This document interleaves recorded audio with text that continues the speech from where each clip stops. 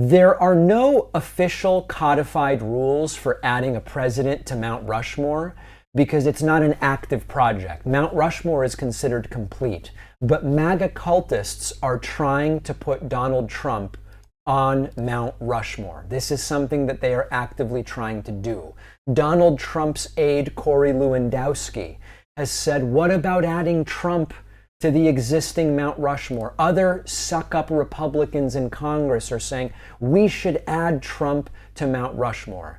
I want you to think about the absurdity of this and how it's yet another reminder of the bottom of the barrel, cultish nature of these people. Mount Rushmore was completed in 1941. It was carved to honor 4 presidents. The presidents were chosen for genuinely significant contributions to the history of this country. George Washington, the nation's founding. Hard to deny that. Thomas Jefferson, the expansion of the country through the Louisiana Purchase. A complicated history there, but unquestionably significant. Teddy Roosevelt, preservation, conservation efforts, and economic growth. Abraham Lincoln, preserving the Union, abolishing slavery. What on earth has Trump done that would even remotely put him in that category? If you said, well, what are the factors we should consider if we're thinking about someone for Mount Rushmore? First of all, national significance. We would want someone who had a profound, lasting impact on the country that was positive, comparable to those on the monument. You could say, well, Trump may indeed have a long-lasting impact on the country. The abomination that has been his eroding of norms and flouting of checks and balances, not something we should celebrate. Number 2, consensus. If you're going to add a face to Mount Rushmore, and of course this is all just pie in the sky because Mount Rushmore is a completed project. If you're going to add someone to Mount Rushmore, there should be some amount of public and political agreement, which at its core would be very difficult this day and age because of the polarization that we have. Number 3, you also would have to deal with the logistical and legal challenges because as a completed monument, Mount Rushmore is under federal protection. And if you're going to modify it, there are significant legal hurdles, environmental regulations, opposition from preservationists, Native American groups, because remember that the site holds cultural significance for the Lakota Sioux. Number 4 is the practicality of space and feasibility.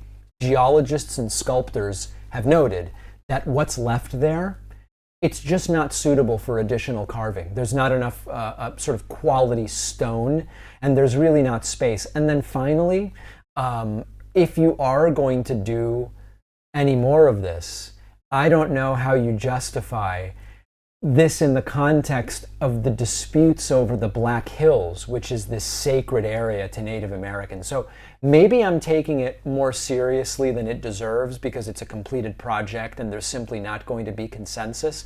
But the important sort of aspect of this to me is that once again, these are cultists who see Trump truly as a legend. And it does remind me of the way that the Manson family saw Manson. It reminds me of the way that the People's Temple people saw Jim Jones. It's an adulation that knows no end. And what's really interesting, if we go back to the beginning of the show, is that even though the cultists are still all there behind Donald Trump, there are real cracks in MAGA. The tech bro right and the ultra-nationalist right, increasingly at odds with each other.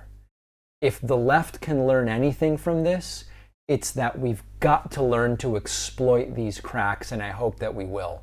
Now, on the bonus show today, we are going to talk about some Republicans who are telling Trump stripping security from ex-officials like Fauci and others, it's a bad idea. It's a bad idea because it could come back to bite you, and it could be a disaster.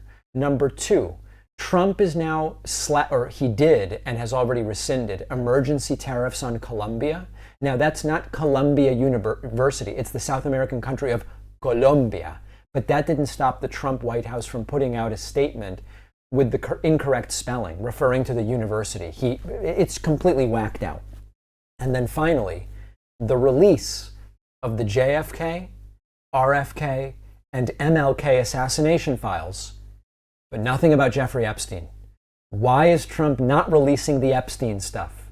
That and much more on today's bonus show. Sign up at joinpacman.com and make sure to pre-order my forthcoming book, The Echo Machine, at davidpacman.com/book. Approaching 6,000 copies pre-ordered. Incredible, stunning stuff. Thank you.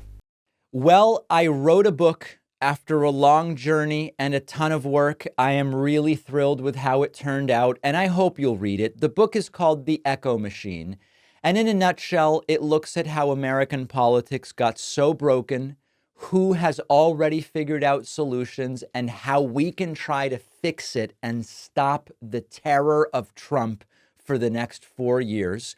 With Trump winning this election, The Echo Machine couldn't be more relevant, not only a warning about how we got here, but also about what might be coming and how to prevent the worst outcomes. We've got to stay engaged. We need a plan, and that's what the book is about. There's a belief out there that unless you have corporate media behind you, you can't have a successful political book launch, that it's not possible. I think we can prove that wrong. Order The Echo Machine today at davidpacman.com/echo on Amazon, Barnes & Noble, Audible, Kindle, anywhere that books, ebooks, and audiobooks are sold. You can also call any local bookstore and say, please order me The Echo Machine by David Pacman. Wherever you get the book, you'll get the free pre-order perks, including the signed book plate.